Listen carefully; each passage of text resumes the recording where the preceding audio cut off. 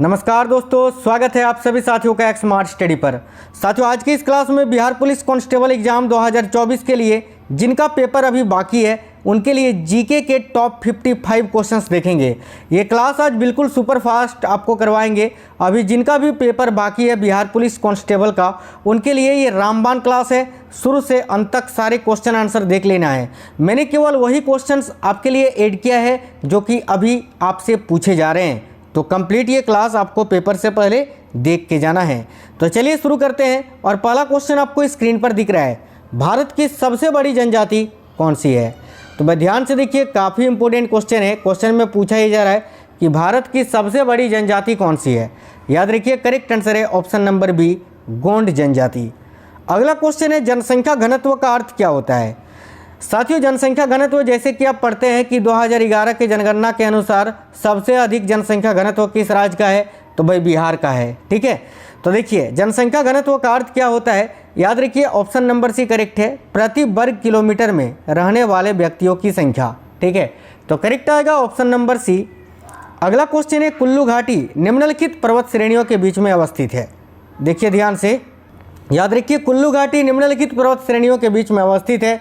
तो करेक्ट आएगा धौलाधर तथा पीर पंजाल पर्वत श्रेणियों के बीच में। ठीक है, अगला क्वेश्चन है, उज्जैन किस नदी के किनारे पर स्थित है? बहुत इंपॉर्टेंट क्वेश्चन है, तो भाई ध्यान दीजिएगा, उज्जैन जो है ये किस नदी के किनारे पर स्थित है? तो साथियों शिप्रा नदी के किनारे पर। ठीक है, करेक्ट आएगा ऑप्शन नंबर डी, शिप्रा नदी। अगला क्वेश्चन है, काजीरंगा किसके लिए जाना जाता है या काजीरंगा किसके लिए फेमस है? तो भाई देखिए, काजीरंगा की बात की जाए तो साथियों काजीरंगा जो है ना, ये एक सिंग वाले गेंडे के लिए जाना जाता है। और काजीरंगा नेशनल पार्क जो है ये कहाँ पर स्थित है? तो ये भारत के असम राज्य में स्थित है। चलिए आगे देखिए, निम्नलिखित में से कौन सा बंदरगाह जुआरी नदी की एस्चुअरी पर स्थित है? यानी इनमें से कौन सा वो बंदरगाह है जो जुआरी नदी की एस्चुअरी पर स्थित है? याद रखिए मार्मागाओ पतन। ऑप्शन नंबर बी करेक्ट आएगा, मार्मागाओ बंदरगाह। नेक्स्ट क्वेश्चन देखिए, बाणसागर परियोजना से लाभान्वित राज्य कौन सा है? यानी इनमें से कौन से राज्य हैं जिनको बाणसागर परियोजना से लाभ मिलता है? तो ऑप्शन नंबर बी आप देख पा रहे हैं, उत्तर प्रदेश, मध्य प्रदेश तथा बिहार राज्य को। यानी करेक्ट आएगा option number B, Uttar Pradesh, Madhya Pradesh और बिहार को। निम्नलिखित में से कौन सी हिमालय की पर्वत चोटी असम राज्य में है? तो भाई निम्नलिखित में से कौन सी एक हिमालय की पर्वत चोटी है जो कि असम राज्य में स्थित है? तो देखो यहाँ करेक्ट आएगा ऑप्शन नंबर बी, नाम्बा बर्वे। ये नाम्बा बर्वे ये हिमालय की ही एक पर्वत चोटी है और ये असम राज्य में स्थित है। याद रखना, 1919 के अधिनियम में द्वैध शासन धारणा को जिस व्यक्ति ने परिचित कराया वे कौन थे? तो वह 1919 के अधिनियम में द्वैध शासन धारणा को इनमें से किस व्यक्ति ने परिचित कराया था? तो करेक्ट आंसर हो जाएगा ऑप्शन नंबर डी, चेम्सफोर्ड ने। याद रखना, तो चेम्सफोर्ड इस क्वेश्चन का करेक्ट आंसर हो जाएगा। अगला है, राष्ट्रपति द्वारा संसद के दोनों सदनों के लिए कुल कितने सदस्यों को नामित किया जा सकता है? तो पहले तो 14 सदस्यों को नामित किया जाता था, लेकिन देखिए राज्यसभा में 12 सदस्यों को, लोकसभा में 2 एंग्लो इंडियंस को। लेकिन ये जो 2 एंग्लो इंडियंस है जिनको लोकसभा में पेश किया जाता था, ये अभी हटा दिया गया है। यानी अभी केवल 12 सदस्यों को राज्यसभा में मनोनीत किया जाता है। तो करेक्ट आएगा केवल 12, ऑप्शन नंबर डी। ठीक है, चलिए आगे देखिए, महमूद गजनवी ने भारत में प्रथम आक्रमण किस राज्य के विरुद्ध किया?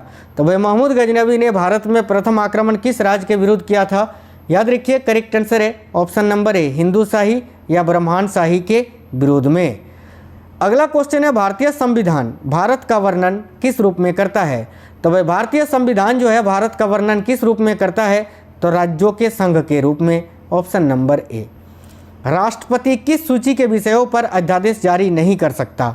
तो भाई राष्ट्रपति इनमें से किस सूची के विषयों पर अध्यादेश जारी नहीं कर सकता है?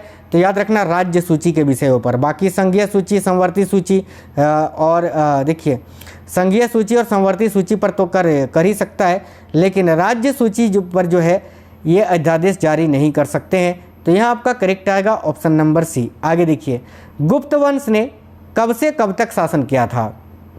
तो भाई गुप्त वंश ने 319 ईस्वी से 500 ईस्वी तक शासन किया था। करेक्ट आएगा ऑप्शन नंबर ए। आगे देखिए, किस गुप्तकालीन शासक को कविराज कहा गया है? तो भाई ध्यान दीजिएगा, किस गुप्तकालीन शासक को कविराज कहा गया है? राइट आएगा साथियों ऑप्शन नंबर सी, समुद्रगुप्त को। गांधी जी दक्षिण अफ्रीका में कितने वर्ष रहे थे? ध्यान से देखिएगा, गांधी जी दक्षिण अफ्रीका में कितने वर्ष रहे थे? करेक्ट आएगा 21 वर्ष। ठीक है, ऑप्शन नंबर डी करेक्ट आएगा 21 वर्ष। हुमायूं का मकबरा कहाँ स्थित है? तो देखिए मुगल शासक हुमायूं का मकबरा कहाँ पर स्थित है ये पूछा जा रहा है। करेक्ट आएगा ऑप्शन नंबर ए दिल्ली में। अगला, निम्नलिखित में से कौन राष्ट्रीय खाद्यान्न सुरक्षा मिशन में शामिल नहीं है? तो भाई इनमें से कौन है जो कि राष्ट्रीय खाद्यान्न सुरक्षा मिशन में शामिल नहीं है? तो देखिए गेहूं भी है, चावल भी है, दलहन भी है। तिलहन जो है ये राष्ट्रीय खाद्यान्न सुरक्षा मिशन में शामिल नहीं है। ऑप्शन नंबर ए करेक्ट होगा। कुषाण काल के दौरान मूर्तिकला की गांधार शैली निम्नलिखित में से किसका मिश्रण है? तो देखिए कुषाण काल के दौरान मूर्तिकला की गांधार शैली जो है वो निम्नलिखित में से किसका मिश्रण है? तो देखिए करेक्ट आंसर होगा भारत ग्रीक शैली का, यानी यूनानी शैली का। अगला है विश्व इतिहास की झलक के रचयिता कौन है? तो भाई विश्व इतिहास की झलक पुस्तक के रचयिता है Pandit Jawaharlal Nehru ji. Option number A correct आएगा जवाहरलाल नेहरू। काशी व लिच्छवी का विलय मगध साम्राज्य में किसने किया था? तो देखिए काशी व लिच्छवी का विलय मगध साम्राज्य में किसने किया था? तो करेक्ट आएगा अजातशत्रु ने। ऑप्शन नंबर बी करेक्ट है। किस मुस्लिम शासक के सिक्कों पर देवी लक्ष्मी की आकृति बनी है? यानी इनमें से कौन से मुस्लिम शासक थे जिनके सिक्कों पर लक्ष्मी जी की आकृति बनी हुई थी? तो यह करेक्ट आएगा option number A Mohammad Ghori के। परिशिष्ट पर्व जो कि जैन धर्म से संबंधित रचना है, इसके रचयिता कौन हैं? तो वह परिशिष्ट पर्व के रचयिता कौन है? तो याद रखिएगा हेमचंद्र, जैन गुरु हेमचंद्र। प्रसिद्ध कवि अमीर खुसरो किसके दरबार में रहते थे? तो देखिए प्रसिद्ध कवि अमीर खुसरो जो थे ये किसके दरबार में रहते थे? याद रखिए करेक्ट आंसर होगा अलाउद्दीन खिलजी के। ऑप्शन नंबर ए। किसने मान्यखेत या मालखेत को राष्ट्रकूट राज्य की राजधानी बनाई थी? तो साथियों मान्यखेत या मालखेत को राष्ट्रकूट राज्य की राजधानी किसने बनाई थी? तो भाई याद रखिए करेक्ट आएगा अमोघवर्ष ने। ऑप्शन नंबर बी करेक्ट आएगा। कृष्णदेव राय के दरबार में अष्टदिग्गज कौन थे? देखिए कृष्णदेव राय के दरबार में जो अष्टदिग्गज थे वे कौन थे? कृष्णदेव राय जो कि विजयनगर साम्राज्य के राजा थे, याद रखना विजयनगर साम्राज्य के ये राजा थे। और इसके दरबार में जो अष्टदिग्गज थे वो 8 तेलुगु कवि थे, याद रखना 8 तेलुगु कवि। राष्ट्रीय कृषि अनुसंधान प्रबंधन अकेडमी कहाँ स्थित है? तो भाई का राष्ट्रीय कृषि अनुसंधान प्रबंधन अकेडमी जो है ये आपका हैदराबाद में स्थित है। Option number B Hyderabad. निम्नलिखित में से किसको वास्तविक मजदूरी यानी वेतन का प्रमुख निर्धारक माना जाता है? तो साथियों वास्तविक मजदूरी यानी वेतन का प्रमुख निर्धारक किसको माना जाता है? याद रखिए मुद्रा की क्रय शक्ति को। राइट आएगा ऑप्शन नंबर डी। भारत के संभावित तेल क्षेत्र इनमें से कहाँ पर है? तो भारत के संभावित तेल क्षेत्र इनमें से सभी जगह पर है, तमिलनाडु में, असम में, गुजरात में। ऑप्शन नंबर डी करेक्ट आएगा इनमें से सभी। निम्नलिखित फसलों में से कौन सी फसल भारत में संसार के सभी देशों से अधिक होती है? यानी इनमें से कौन सी फसल है जो भारत में पूरे विश्व के सभी देशों से सबसे अधिक होती है?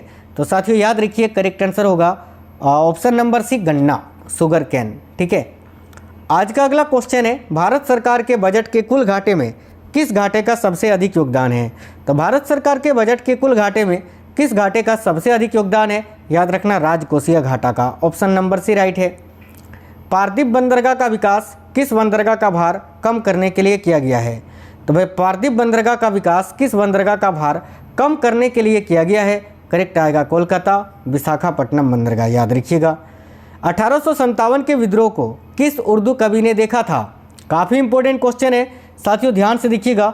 1857 के विद्रोह को किस उर्दू कवि ने देखा था? तो भाई मिर्जा गालिब ने। राइट आएगा ऑप्शन नंबर सी। 1857 के विद्रोह के दौरान दिल्ली में विद्रोह का सैन्य नेतृत्व किसने किया था? तो देखिए करेक्ट आएगा यहाँ आपका बहुत ही अच्छा क्वेश्चन है, बख्त खान ने। ऑप्शन नंबर ए। और उस समय दिल्ली के शासक थे बहादुर शाह जफर, ये भी याद रखना।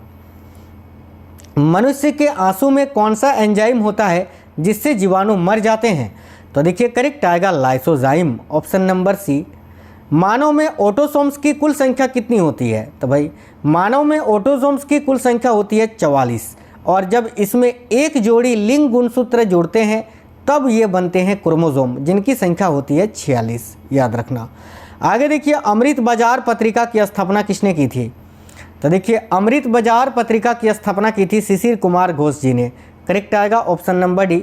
आधुनिक मानव के हाल का पूर्वज है क्या? तो भाई आधुनिक मानव हाल के पूर्वज हाल का पूर्वज क्या है? तो याद रखिए क्रो-मैग्नन मनुष्य, ऑप्शन नंबर बी। अदीना मस्जिद कहाँ स्थित है? तो साथियों देखिए अदीना मस्जिद जो है ये आपका बंगाल में स्थित है, राइट आएगा ऑप्शन नंबर बी। आजीवक संप्रदाय के संस्थापक कौन थे? काफ़ी इंपॉर्टेंट क्वेश्चन है, याद रखिएगा। आजीवक संप्रदाय के संस्थापक कौन थे? तो मक्खली गोशाल। अगला क्वेश्चन है आधुनिक युग का मनु किसे कहा जाता है? साथियों देखिए आधुनिक युग का मनु किसे कहा जाता है? तो भाई B.R. अम्बेडकर को। नेक्स्ट है निम्नलिखित में से कौन फरियाजी विद्रोह का नेता था? तो फरायजी विद्रोह का नेता इनमें से कौन था? याद रखना दादू मियाँ, option number B. Birsa Munda का कार्य क्षेत्र कौन सा था? तो साथियों देखिए बिरसा मुंडा का कार्य क्षेत्र कौन सा था ये पूछा जा रहा है, याद रखना रांची, ऑप्शन नंबर बी। गुप्त वंश के पतन या ह्रास के पश्चात उत्तर भारत में बड़े भाग का पुनर्गठन किसने किया था? तो देखिए राइट आंसर होगा हर्षवर्धन ने, ऑप्शन नंबर सी। इस क्वेश्चन के लिए आपका करेक्ट आंसर हो जाएगा। आगे देखिए स्वतंत्रता प्राप्ति के समय महात्मा गांधी कहाँ थे? महात्मा गांधी क्या थे, कहाँ थे पूछेगा तो भाई ये कोलकाता में थे, ठीक है। लेकिन स्वतंत्रता प्राप्ति के समय महात्मा गांधी क्या थे, कौन से पद पर थे ये पूछा जा रहा है। तो देखिए ये कांग्रेस के सदस्य नहीं थे, ऑप्शन नंबर बी करेक्ट आएगा, ये कांग्रेस के सदस्य नहीं थे। आर्यों के आर्कटिक होम सिद्धांत का पक्ष किसने लिया था? तो भाई आर्यों के आर्कटिक होम सिद्धांत का पक्ष जो है वो किसने लिया था? तो याद रखिए करेक्ट आएगा बाल गंगाधर तिलक जी ने, राइट आएगा ऑप्शन नंबर सी बीजी तिलक। नेक्स्ट है बुद्ध और मीराबाई। बुद्ध और मीराबाई के जीवन दर्शन में मुख्य साम्य था कौन सा? यानी गौतम बुद्ध और मीराबाई इन दोनों के ही जीवन दर्शन में किस चीज़ की समानता थी? तो साथियों ऑप्शन नंबर सी करेक्ट है कि संसार दुखपूर्ण है। इन दोनों का ही ये मानना था कि संसार दुखों से भरा हुआ है। किस देवता के लिए ऋग्वेद में पुरंदर शब्द का प्रयोग हुआ है? तो देखिए करेक्ट आंसर होगा इंद्र देवता के लिए, ऑप्शन नंबर ए इंद्र। आगे देखिए विशुद्ध गांधीवादी तरीके से लड़ा गया पहला आदिवासी अहिंसक विद्रोह कौन सा था? तो साथियों विशुद्ध गांधीवादी तरीके से लड़ा गया पहला आदिवासी अहिंसक विद्रोह कौन सा था? याद रखिए टाना भगत आंदोलन, ऑप्शन नंबर ए। निम्नलिखित में सम्राट अशोक की वह पत्नी कौन थी जिसने उसको प्रभावित किया था? तो साथियों याद रखिए करेक्ट आएगा देखिए कारुवाकी, ठीक है। यह सम्राट अशोक की वह पत्नी थी जिन्होंने अशोक को प्रभावित किया था। भारत में प्रथम बार सैनिक शासन व्यवहार में लाया गया किसके द्वारा? तो भारत में प्रथम बार सैनिक शासन ये ग्रीकों के द्वारा व्यवहार में लाया गया था, ऑप्शन नंबर ए करेक्ट होगा ग्रीकों के द्वारा। अंग्रेजों का सर्वाधिक विरोध किसने किया था? तो साथियों याद रखिए अंग्रेजों का सर्वाधिक विरोध किया था मराठों ने, राइट आएगा ऑप्शन नंबर डी मराठों ने। निम्नलिखित में से कौन पहले एक क्रांतिकारी थे जो बाद में एक योगी और दार्शनिक बन गए थे? तो भाई याद रखना Arvind Ghosh, option number D. अगला निम्न में से किस राजवंश के अंतर्गत विजारत का चरमोत्कर्ष हुआ था? तो देखिए किस राजवंश के अंतर्गत विजारत का चरमोत्कर्ष हुआ था? तो याद रखिए करेक्ट आंसर हो जाएगा तुगलक राजवंश के अंतर्गत, ऑप्शन नंबर सी। हर्षवर्धन के आगरा राजवर्धन द्वितीय की हत्या किसने की थी? तो भाई हर्षवर्धन के आगरा राजवर्धन द्वितीय की हत्या किसने की थी? याद रखिए करेक्ट आएगा गौड़ नरेश शशांक ने। साथियों आज की इस क्लास में बिहार पुलिस कांस्टेबल एग्जाम री एग्जाम या बिहार पुलिस री एग्जाम के लिए टॉप 55 जीके के क्वेश्चंस थे। ये क्वेश्चंस आपको कैसे लगे हैं कमेंट बॉक्स में बताना, और इस वीडियो को एक लाइक कर देना। कमेंट बॉक्स में बताना कि आपका पेपर अभी कब है, ठीक है।